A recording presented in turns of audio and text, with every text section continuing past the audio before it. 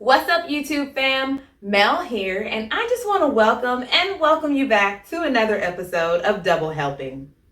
So I don't know if you're like me or not, but Monday through Friday, I'm on the go. So I want simple snacks that I can easily whip together. So today, I'm going to be sharing with you 4 simple snacks that I normally like to eat during the week.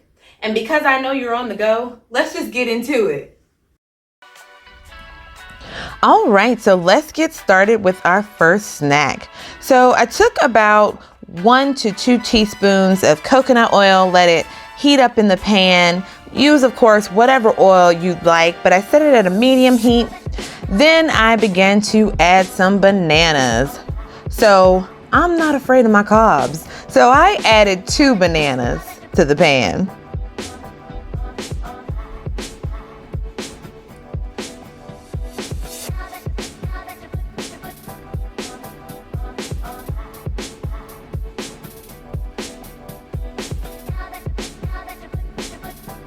Once all your bananas are in the pan, go ahead and add some cinnamon. Now, I love cinnamon, so I'm very generous with it. But of course, if you don't like it as much, don't add as much. But I'm just going to stir to make sure that it's evenly coated on my bananas.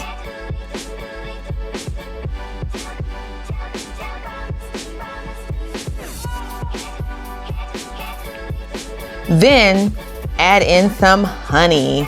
So I used about 2 teaspoons of honey.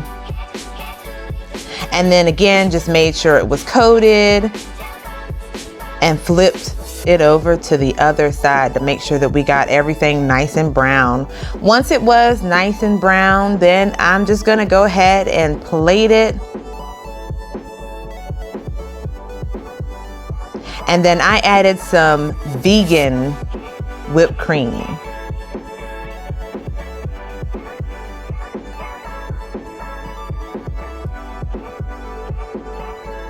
Next, I'm gonna top it with some mixed nut butter that I get from Trader Joe's. Of course, use whatever toppings you'd like, have fun, whether it be chocolate, maybe some more nuts. But here is the final product. Yum. All right, moving on to the next snack. So I took 4 medjool dates.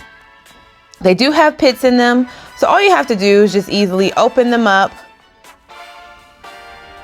And then you'll see the little pit in, just slide it right on out. It's easy as that.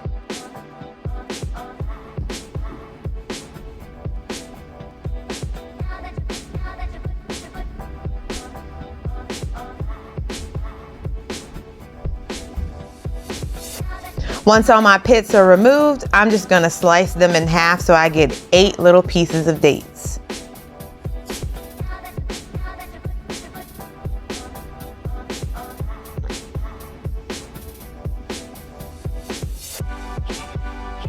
Next, let's get some cream cheese. Now, I'm using the vegan Violife cream cheese. And y'all, I don't know if you've ever had it before, but they're not kidding. It's just like cream cheese. It's the best plant-based cream cheese I've ever had. Then we're just going to add a walnut to each one. Y'all, keep in mind if you're cutting back on walnuts not to go overboard with them. That's why I'm just using 1. Because they can add up in the fat department, that is.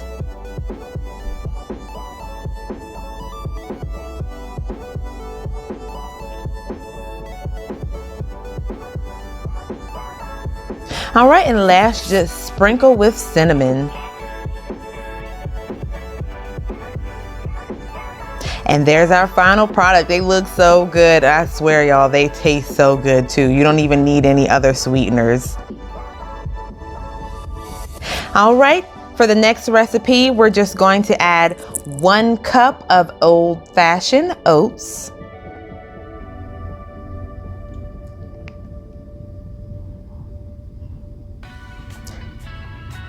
I'm using 1/4 cup of coconut sugar. Feel free to use brown sugar if that's what you'd like.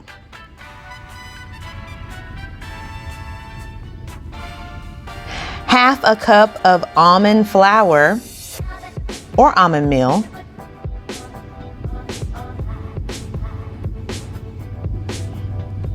and 1/3 of a cup of crunchy peanut butter for texture,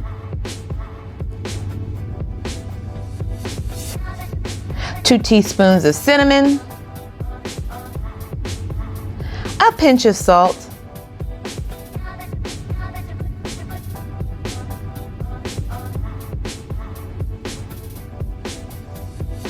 1 teaspoon of vanilla,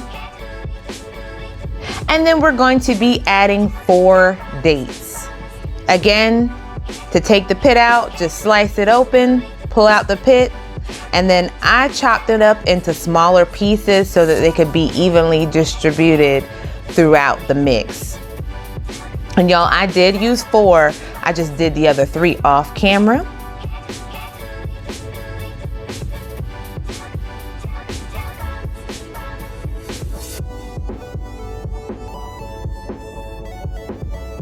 And now let's mix.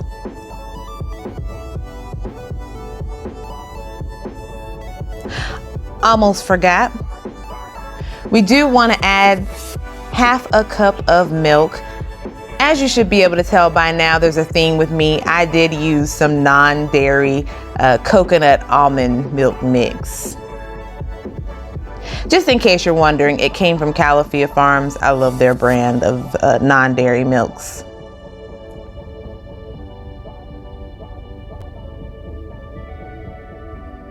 All right, and just mix it up really good. We want to make sure we get all the ingredients throughout.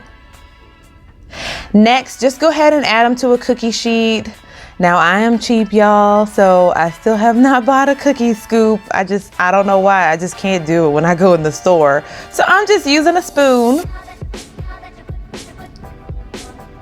But for me, this makes about 12 to 14 cookies. Once I get them all on the pan, I just flatten them with a spatula.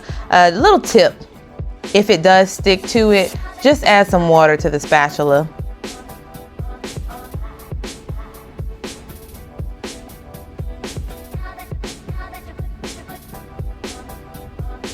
Once you're done with that, we're gonna bake them at 350 for 15 minutes, and there is our final product. Y'all, I'm telling you, they are good. They're nice and soft and chewy in the middle, and they have a nice texture on the outside. Now on for the last snack. We're just gonna slice up an apple into thin little pieces. Now, feel free to use your mandolin. I'm just not using one because, I mean, honestly, y'all, I probably shouldn't even be trusted with a knife. I'm glad to have 10 fingers, that's all I'm gonna say. But if you have your mandolin, definitely use that instead.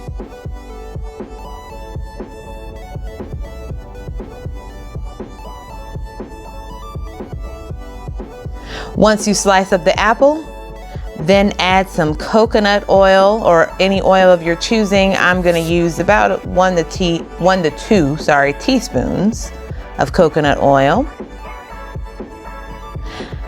Then once again, one of my favorite ingredients, cinnamon. And just mix it up.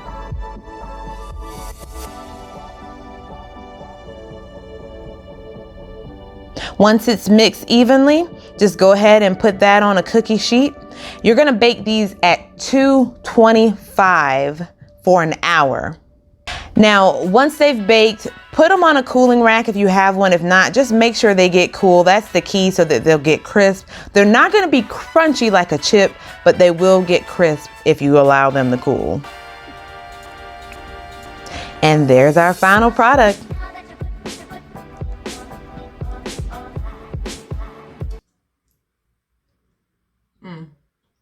This cookie, y'all, it's so good. The flavors, the textures, and it's so easy to make.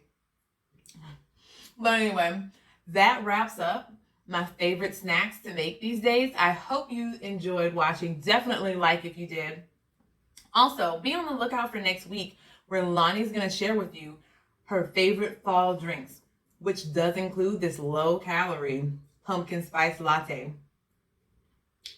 Anyway, see you next time.